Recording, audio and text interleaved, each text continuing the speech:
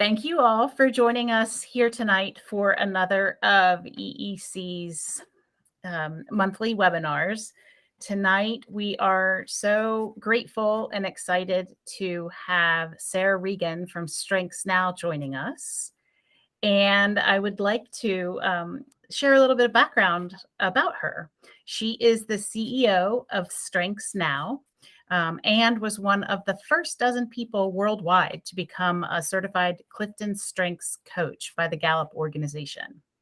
Soon after becoming certified, she launched her own consulting firm to help others solve their toughest workplace challenges using this powerful model.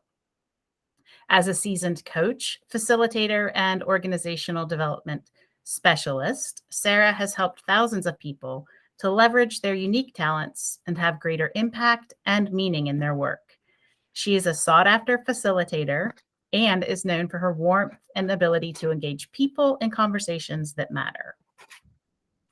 I've had actually the wonderful opportunity to use the Clifton Strengths Finder to understand my own strengths. And at Effective Effort Consulting, we always focus on what our clients do well to help them develop awareness about their strengths. And so I thought Sara provided the perfect means through which to focus on strengths and discuss them more explicitly as it relates to our children, and especially to our children with lagging executive function skills and other learning disabilities. So without further ado, I'd like to introduce you to Sara Regan. And Sara, thank you so much for being here and sharing your expertise on strengths with us. Thank you, Courtney, and welcome everyone. I'm really glad to be here. And I thank you for the introduction, Courtney. And I'll just share a little bit. I'm a Gallup certified strengths coach. And so those are my top 5 strengths there on the screen. And I know that they don't mean anything to you, but I've had the opportunity to work with thousands of people and introduce them to their strengths. But this is a different audience for me, talking to parents. But I have a lot of lived experience. And in fact, I have a son who has ADHD. He also happens to be legally blind, and he's a client of Effective Effort Consulting. And so it's become a real part of our support system, and I think part of his success as well. And if all goes well, he will be graduating in June and then heading to college in the fall. So I do share the understanding of what it's like to be a parent of a student who has executive functioning or ADHD or some different learning differences. So my strengths, again, there you can see, and I realize they don't mean anything to you, but the individualization strength is one that I'll call out because for me, it's just a real appreciation of how different people are from one another. Every coaching client is different. Every team that I work with is different. And then I also feel, certainly as a parent, that my kids are really different from one another. I have twins who are 19, and then Brendan is 18. And all 3 of them, even when they were very young, they just had really different personalities. And I'm sure that you have experienced the same as a parent yourself. And so I wanted to really be able to speak with you tonight because I know that sometimes it's hard for our kids, and they can become discouraged. They can lose track of what they're really good at, what their strengths are, and they can have a lot of seeds of doubt. And this model is really built on positive psychology and says that we all have talents. And it's something that we need to be reminded of, we need to remind our kids of, and to help them to really lean into those. So here's what we're going to do this evening. I want to share a little bit about some of the basics of this assessment and the background, including some of the research, which shows why strengths matter. What are some of those outcomes? And then I want to also spend time talking about the clues to talent. So whether you take an assessment or not, there are ways to really take note of a person's talent area, and great questions to engage with your sons and daughters. And then lastly, I want to be able to talk about how you can apply strengths, because this is never meant to just be an interesting self-awareness activity, even though it is. It was always meant to apply to performance and challenges for better results. So I want to be able to share a model about that. So that is our plan. And the very basic premise here is that your strengths make you stronger.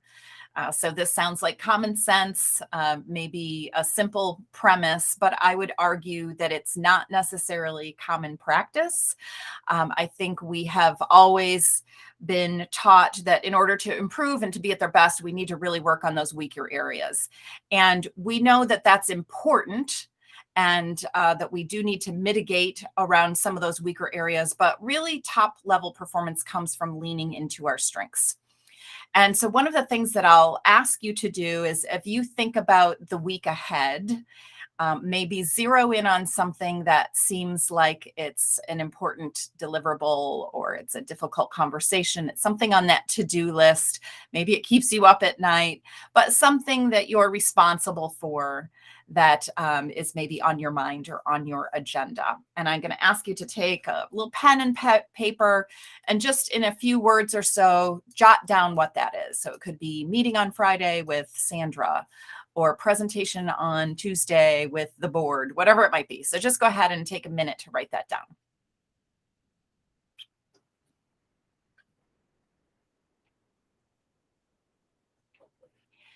All right. And now I will ask you to write the same thing, but this time put the pen in your other hand. So using your non-dominant hand, write down the same exact thing.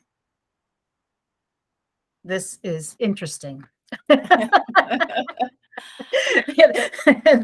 added a curveball in there.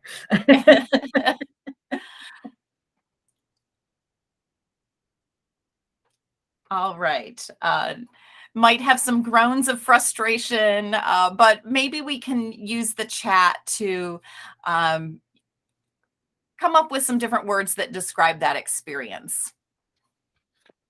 Here, I can typically, when I do this, I hear from people that there's a sense of frustration, that they're maybe discouraged with the outcome, that it's messy, that they were really needing to concentrate much harder, and that it took longer. And awkward. so awkward. Yes. Any other words that we're seeing? No, I think you covered them all. Okay, so that's just a quick, maybe kinesthetic example of what it's like to be in our strength zone, and what it's like to be working in a weaker area. And it doesn't mean that it's not possible to write with our non-dominant hand, but usually there is a sense that it takes longer, our quality and quantity will suffer, and that it really requires much more concentration. And when we use our strengths, it's more effortless. And yeah, I was just going to say, I kind of want to give up. I don't want to have to do it very long. Yeah. And just imagine if you had the equivalent of that, your job or your school day required kind of that same experience of writing with the non-dominant hand. You'd be really glad when the day was over and that you could stop doing that. And you might even question, what's the point? Like, I'm putting in all of this effort, but what am I getting in return? Mine is still messier than everyone else's, and the frustration that sets in. So that's why I think it's really important to help our kids be reminded and feel anchored in their strengths, those things that do come more easily. I want to share a little bit about the background of this assessment. So as I mentioned before, it's based in positive psychology. This is a picture of Don Clifton. He was a World War II fighter pilot who came home from the war and decided he wanted to spend the rest of his life doing something that would have a positive impact on humanity. This is his quote here: "What would happen if we focused on what is right with people instead of fixating on what's wrong with them?" I wish I could take credit for that quote because I love it, but that comes to him and really guided his work as a psychologist and mathematician. And he began an investigation of studying human behavior, interviewed thousands and thousands of people, really trying to figure out what's going on when people are at their best. And this was at a time in psychology when more people were focused on pathology and, the recesses of the mind, and coming up with the different types of diagnostic criteria. And he really rejected that, which was pretty revolutionary at the time. It was through his research and work that he came up with the 34 talent themes. And the Clifton Strengths Assessment measures the presence of these different themes and provides the top 5 out of this list of 34. And as you look at some of these, maybe you see one and you're like, oh, I bet I know what that means. Analytical on the far left. Maybe that's a person who likes data and numbers and evidence. And that's very true. That's pretty similar to that one. And then there's others where you might look at them. The last one on the list says woo, and you don't know what that one means at all. And so it takes a while to develop some language and fluency to understand all 34 of these. And so the starting point of seeing top 5 is an easy, more digestible way to start. And here are some examples of the questions. They come in this form here with the 5 different choices and presented with, in this case, I read instructions carefully. I like to jump right into things. I think this question is a little bit more of a continuum, and you might see where you fall in that particular question. And here's another example of an actual question, which is I organize and I analyze. And this one might pose more of a quandary where perhaps you think, wow, I do both of those things. I organize and analyze. Which one should I choose? Or I don't really feel drawn to either. And so we always ask people to go with their slight leaning. There are 177 questions that are really measuring for those 34 strengths. And so there will be multiple questions that circle back and try to then zero in on those dominant areas of talent. And when people have completed the assessment, there are reports available immediately. I'm showing a picture here actually of one that lists all 34 in rank order. So it's the most robust.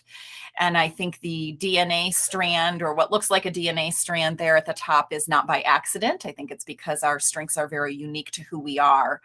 And you can see the rank order, and that we're really zeroing in on those top 5 or top 10.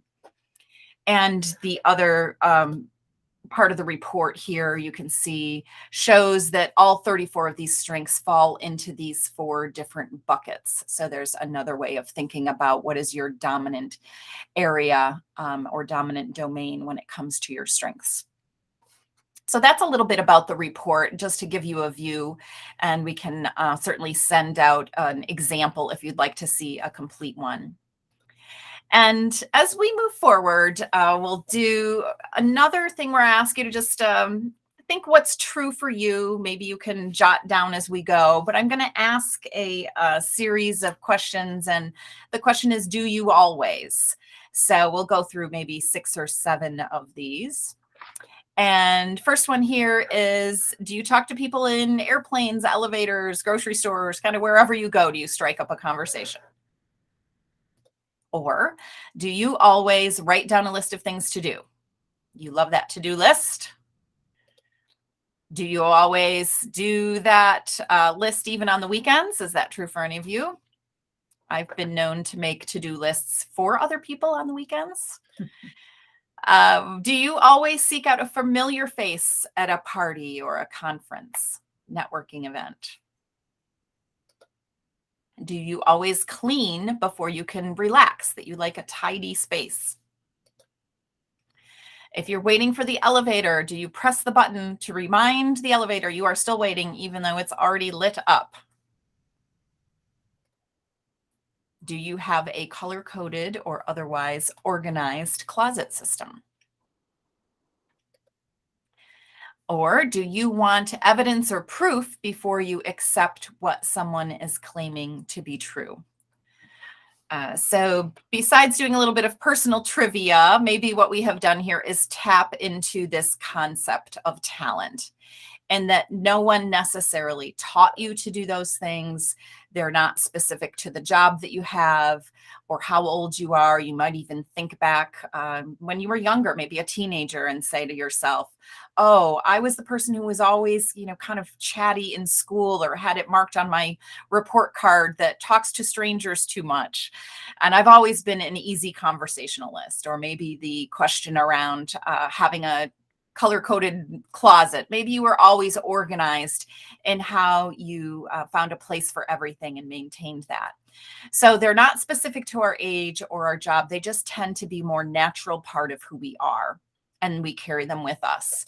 And Gallup has defined talent as the naturally recurring pattern of thoughts, feelings, and behaviors that can be productively applied. So I think a real key word there is natural.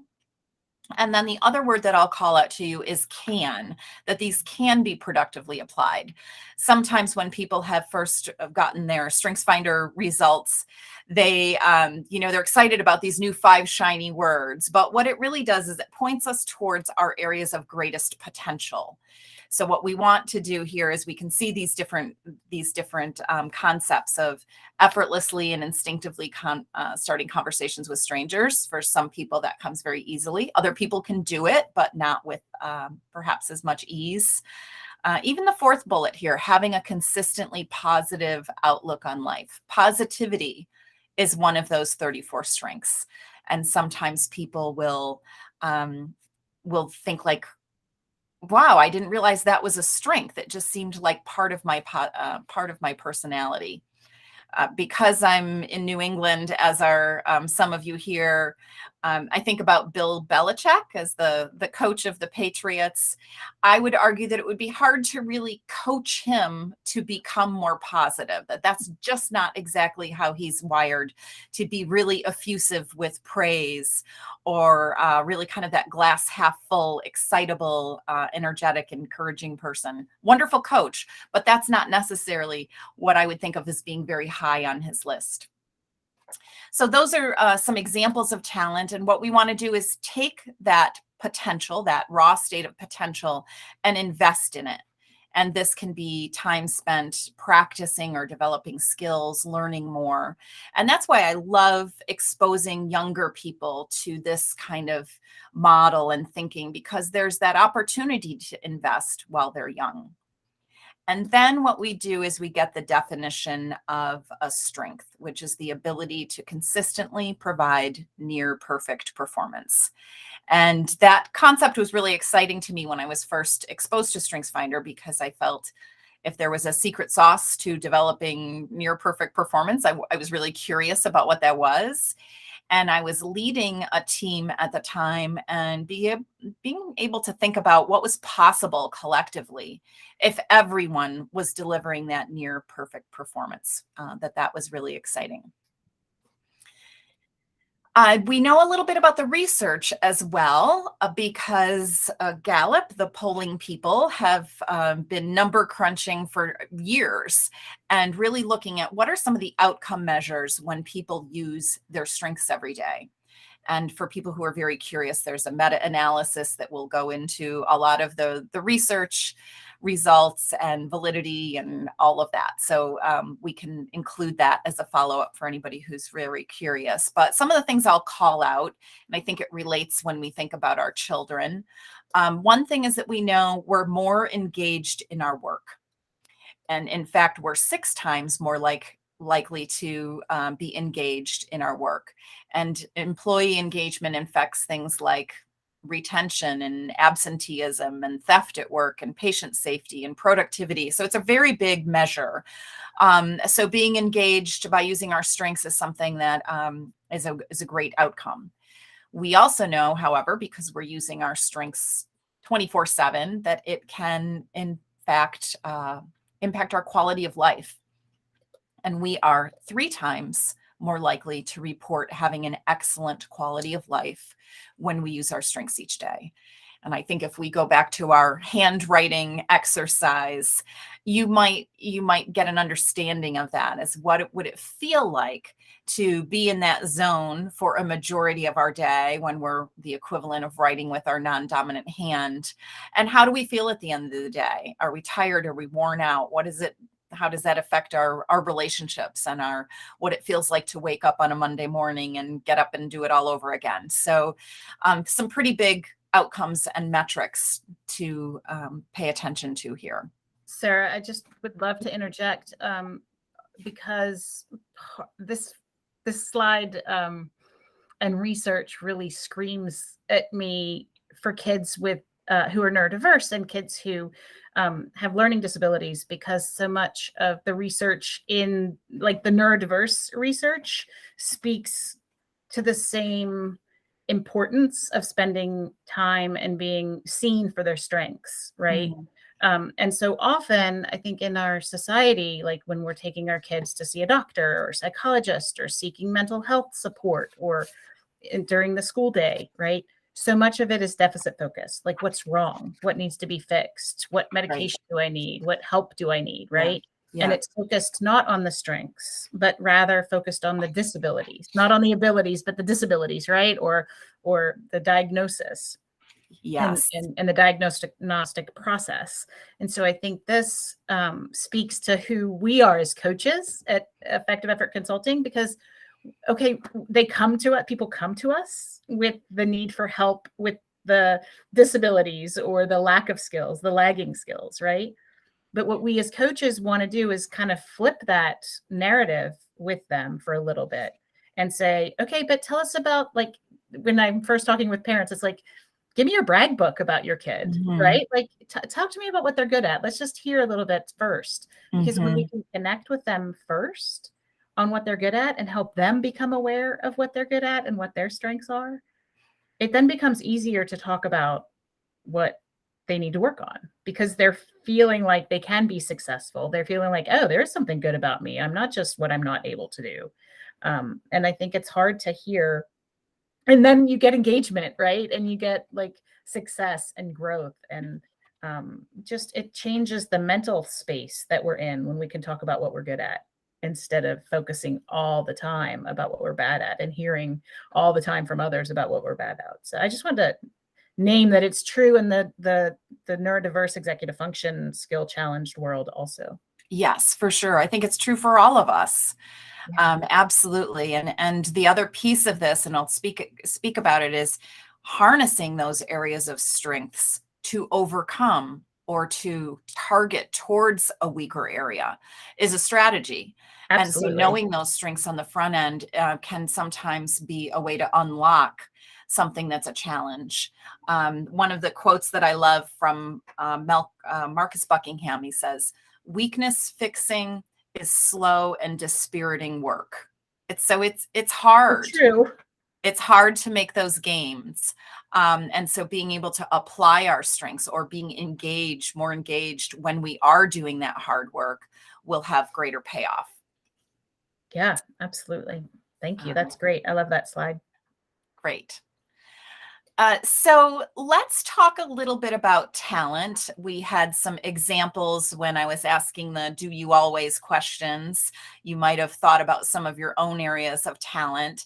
And so it's not necessary to have taken the assessment to be able to explore talent and really identify others at their best. So I want to share with you what we consider to be some of the clues to talent.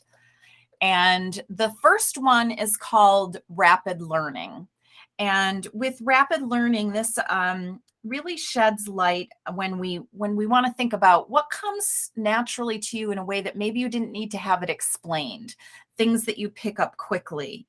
Another way of maybe flipping this could be, what are the situations when you're with other people and there's a sense of frustration, like why aren't other people getting this? Like, this comes easily to me. You might not even be able to explain why, but there's that sense of rapid learning and being able to take in something quickly. Another one is called yearning. And Don Clifton called yearning the wisdom of the body. What are the things that we are naturally drawn to? Maybe a good question would be, if you had an entire week open up in your calendar, what would you want to spend time doing? What would you naturally be drawn to? give you a personal example. I am not a person who would always want to go to a networking event with a lot of people I don't know. That doesn't really fit with my strengths preference. Yet I had an invitation to go to something called an idea party, and I was all over that. Ideation is one of the strengths. It's number 6 for me. So I love that idea of design and possibilities and creativity. And this was an event where people were to bring their idea and then be able to give each other feedback about how to move it forward.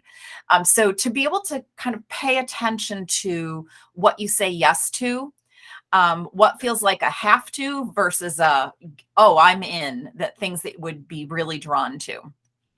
So that could be considered yearning. Another one is what we call glimpses of excellence. So this could be things that other people have commented and given you positive feedback, things that you do exceptionally well, and ways that other people have said you're doing a great job, things that you have received that positive feedback for. Another one is deep satisfaction. And this really points to more of the intrinsic motivation, things that you genuinely enjoy, something that when it ends, you wonder like, oh, I wonder when I have the chance to do that again. That was really something that I want to get back to. So things that you really end up enjoying and find that satisfaction. And then the last one is called state of flow. And I think this concept comes to us actually from the musician world, where if you think of a musician who has done all of the hard work of practicing the scales, knowing the music, but when they're performing, they get in a state where they feel like they lose track of time, or they're so in the moment, or that time seems to stand still. So looking for those times when that happens and then asking yourself, well, what was happening there? What was going on?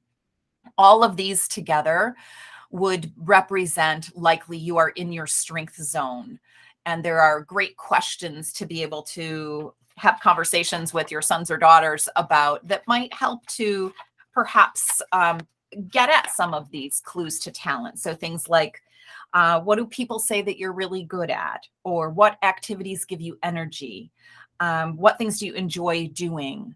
What are you looking forward to as you think about the next couple of weeks? What are the things that you're most looking forward to? Or what are you proud of?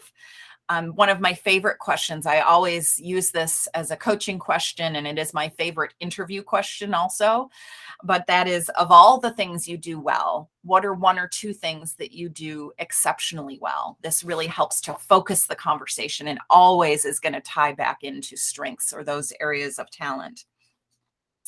So can I ask you a Courtney, question real quick?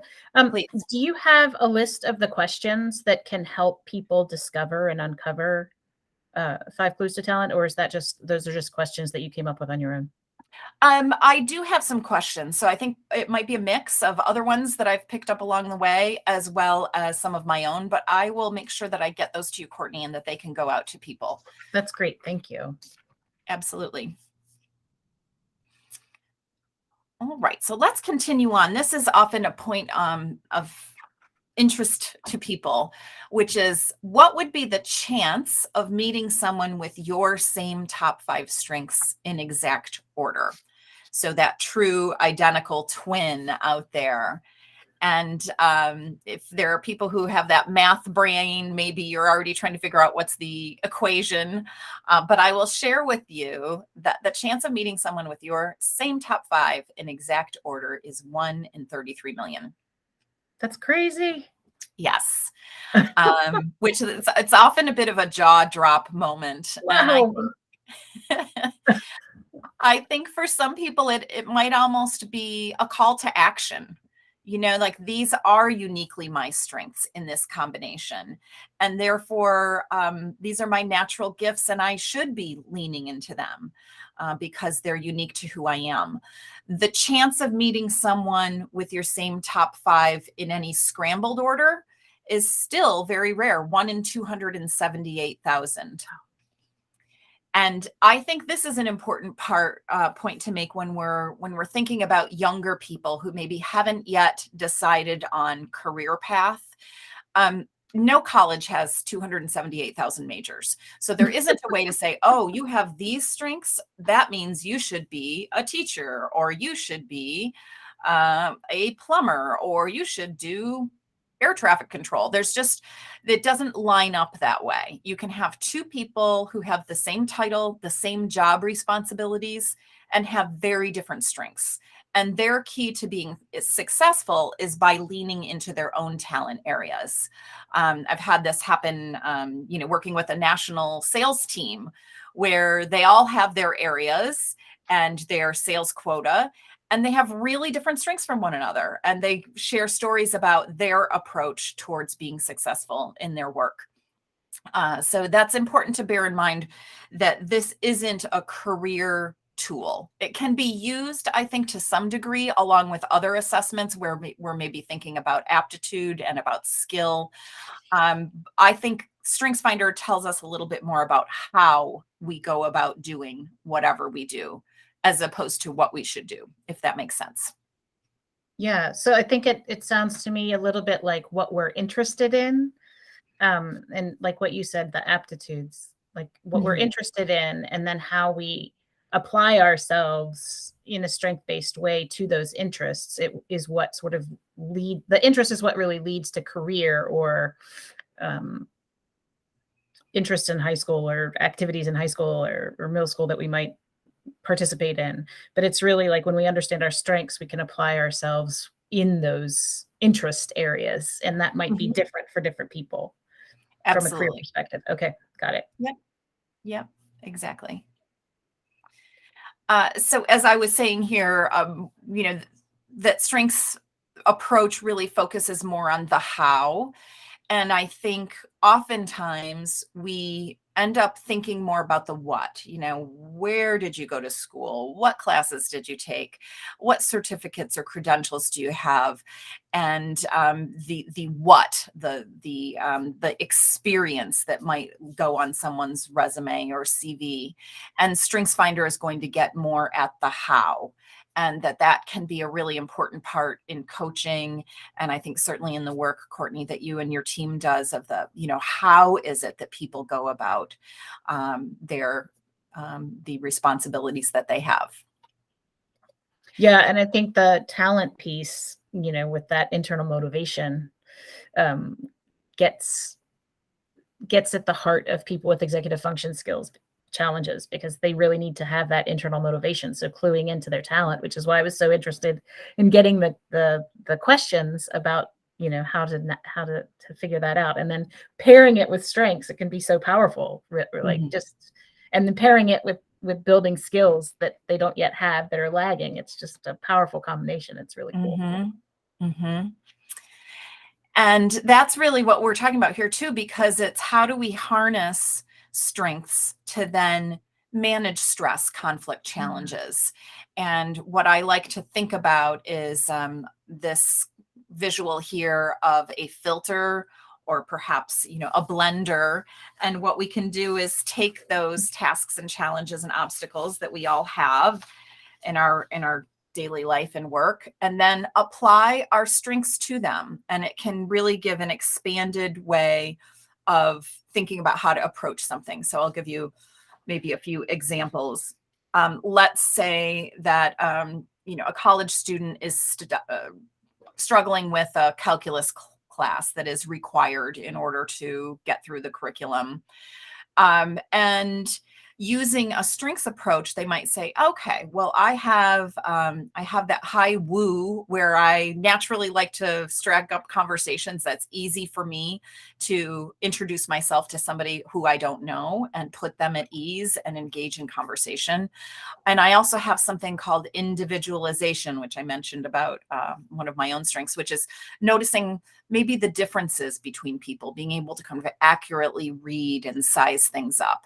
So perhaps this student who's struggling in calculus uses those strengths to identify someone in the room, in the class, who seems to be getting the knowledge, keeping up, seeming approachable, And what they do then is use those strengths to approach the person and say, hey, how would you feel about doing some studying together? Can I, take you out for coffee? And I would love to just be able to maybe talk through the coursework with you.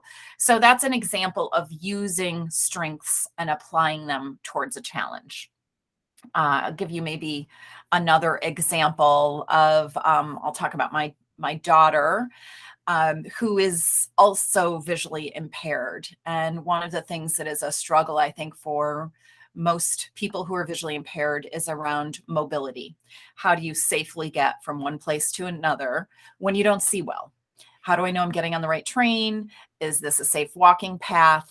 And knowing how to navigate in an unfamiliar environment. And Elena has a strength around context. So this is a strength that really appreciates history and is kind of the keeper of what has come before. So for me as a parent, one way that I can be helpful to her is to help her kind of lean on that context strength by maybe asking questions. Well, you're going to a new place, but when have you faced something similar before where you have gone into an unknown environment? What did you do last time?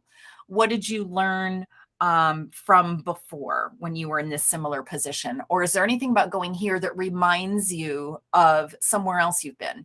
So it's using that context strength to, I think, give a little bit of confidence, but also if we go back to that definition of near perfect performance, it's going to lead to a more successful outcome when she's able to use her strengths. I'll also share maybe another example. So another one from home. So my son, Brendan, was working on a senior project. So for the last 5-6 weeks of the semester, he would be working on a project and had to come up with something. And so for him, kind of playing to his own strengths, he likes to communicate. He has a lot of empathy. He has kind of an adaptability strength, which is to kind of be in the moment.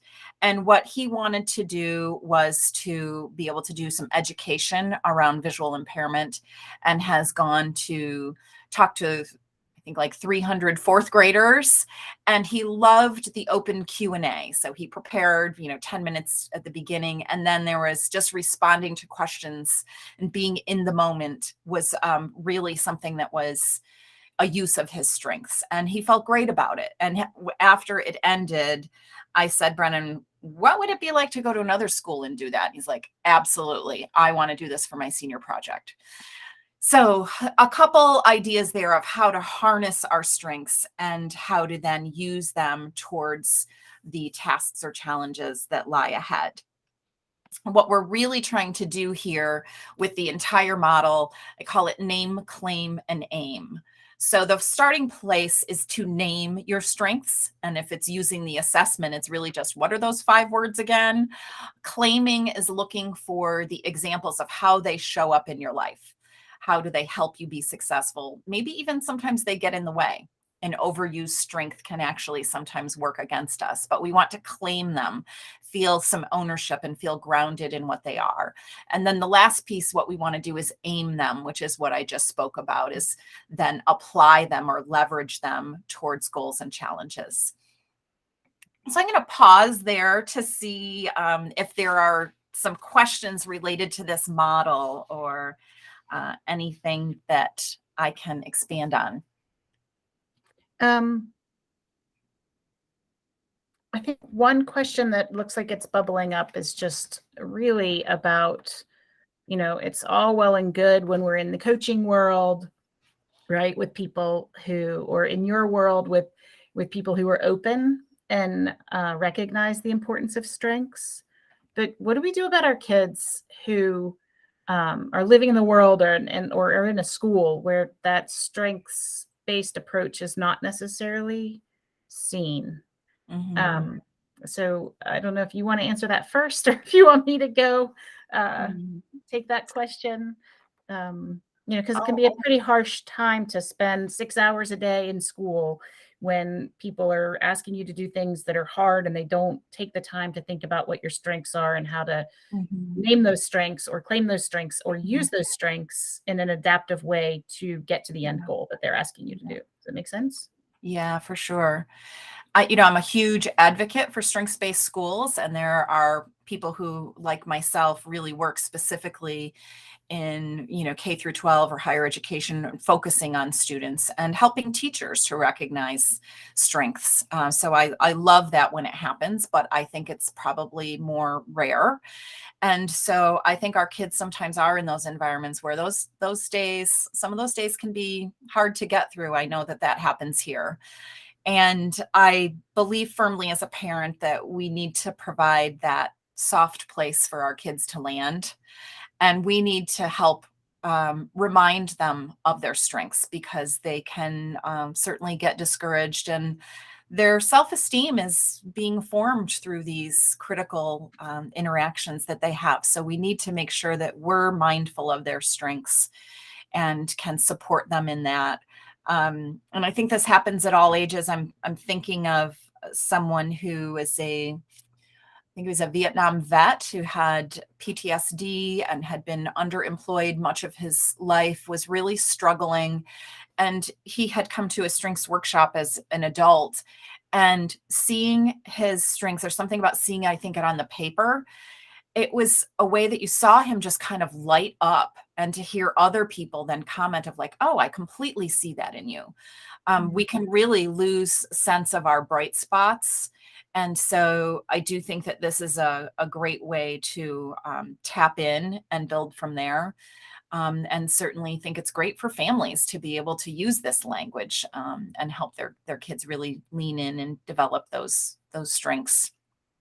Yeah. And I love the concept again also of talent. Like, it's natural. You have natural talent, right? Let's dive into that and then see what your strengths are and apply them both. But I love what you talk about in terms of allowing the house to be and the home to be a safe landing space. And I know many times, I have a son who's now 19, and, I don't think that he necessarily perceived the house as a safe landing space, because it was like, did you get your homework done? Did you get your homework done?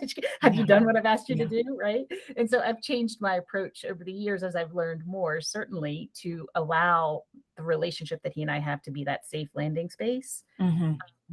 And, if I could do it over again, I'd go and I would try to encourage parents now to help their kids find allies in the school day, right? Because it's hard for them and they need a break periodically to go to that safe landing space, to regroup and to reground. Because, the most important thing in any kind of school day is to be engaged. And if we're not feeling safe, or we're not feeling grounded, we're not going to be able to engage in the learning that is being asked of them to do.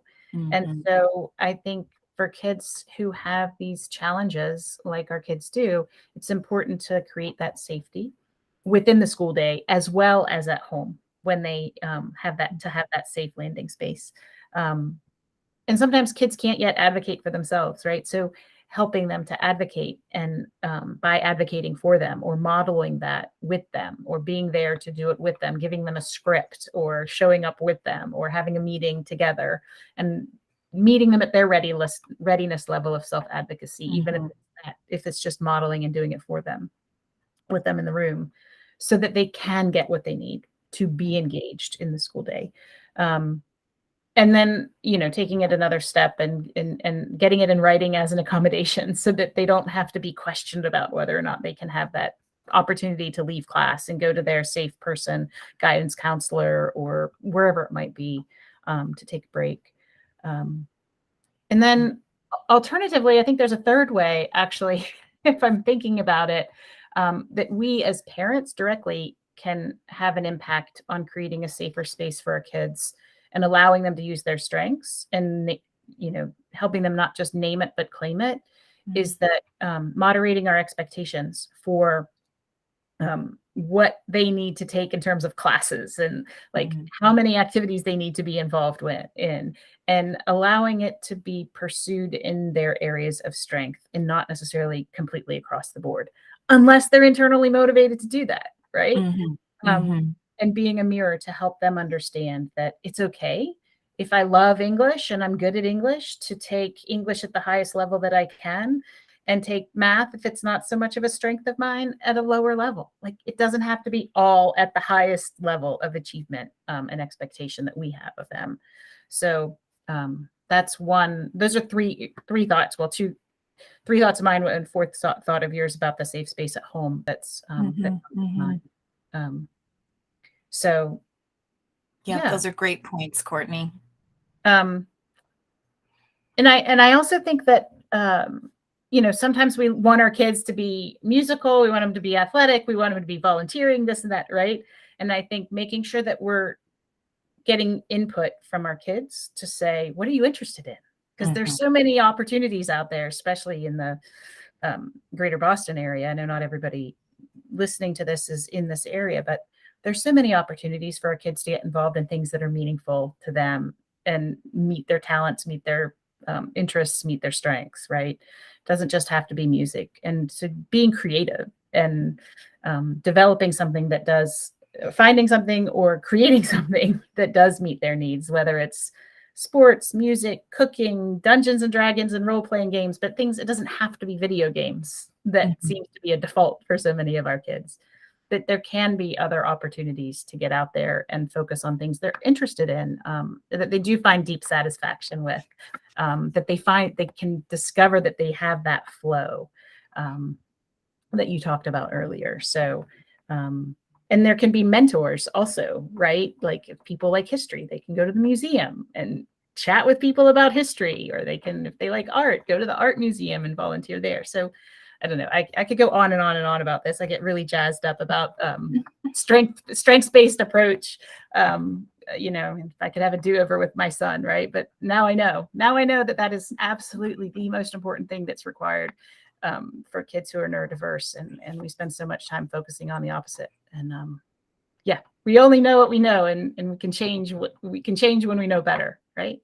So I'm glad that I was able to have this conversation with you, and that you can bring this evidence research to our world also. It's just fabulous, Sarah. Thank you. Wonderful. I would love to leave you with some other messages from Don Clifton.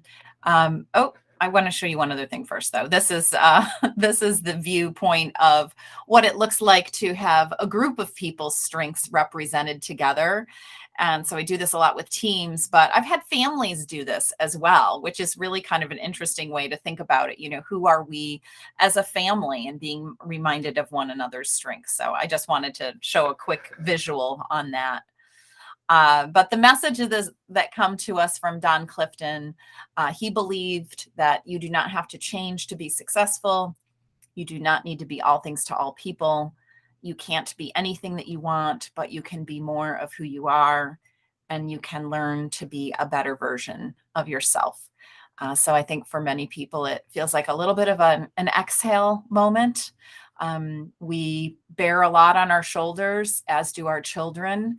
And I think some of these messages give us a little bit of permission to lean into more of who we are.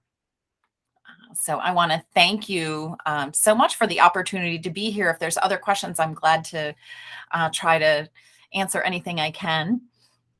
One thing that I'm reminded of is, a lot of our kids in the work that we do come to us and they have a 504 or they have an IEP, and it's, or like they'll, in speakers or conferences, it'll say their name and then kind of what their diagnosis is after them.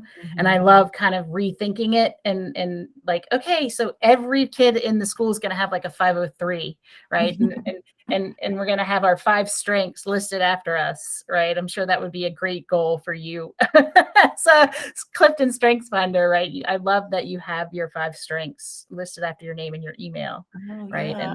And if we could find a way to claim our strengths and like share it with the world in the same way that we are sharing diagnoses, medical diagnoses, or learning disability diagnoses, right? Sometimes in the world, or carry the 504 with us, we can have that 503, hi, here are my strengths, right? Yeah, for sure. I feel like there's, everybody needs to know their social security number. They should know their blood type, and they should know their top 5 strengths. Like, I feel like it's basic to who we are and so fundamental. It is. So I would love that world, Courtney.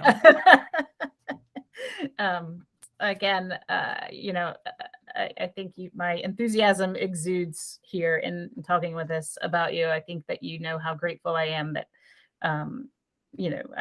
I met you and that you brought strengths into my life as an individual. And now that we've been able to bring this into the homes and the worlds of so many other people. And I hope it's been helpful. As an organization at Effective Effort Consulting that really focuses on strengths-based, I can just see how we can harness our intent to focus on strengths to be even more explicit now that we have the information from you, and transform the lives of so many other people and help them see the good in themselves and hold up the mirror of like, look at the amazing person you are.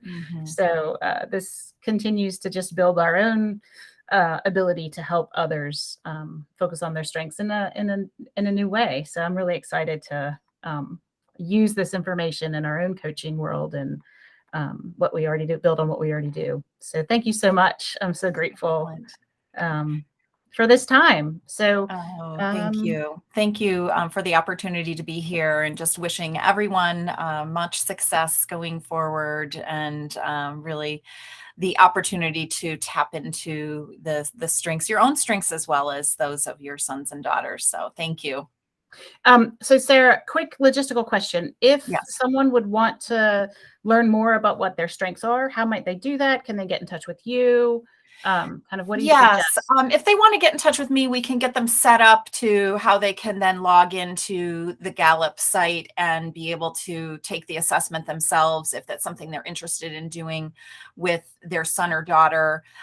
For ages 15 and up, this is the assessment, the one that I talked about. There is one that's shorter number of questions and fewer number of strengths, but that is for kids who are under 15. So I can kind of point you in the right direction. And you also, I think you told me that that's called like the Strengths Explorer. Strengths Explorer is the name for that. So there's 10 possible themes, and it gives you your top 3. And I have a network of different people that I've worked with who are really great at working with kids and have done more of the work with those different assessments. So I'd be happy to put you in touch. Okay, so I will share out your email or your website. I would say, sorry, Courtney, I'm choking here. Oh no, I'm sorry. Don't do that. Take care of you. We need you, Sara. Just my email is fine. Okay, perfect. So we can get that out to people. Excellent. I will do that. All right. I think that wraps it up. And again, Sara Regan of Strengths Now, and I'm Courtney Edman of Effective Effort Consulting and the Director of To Empower Parents. Thank you so much for being here tonight. And thank you, Sara. Thank you.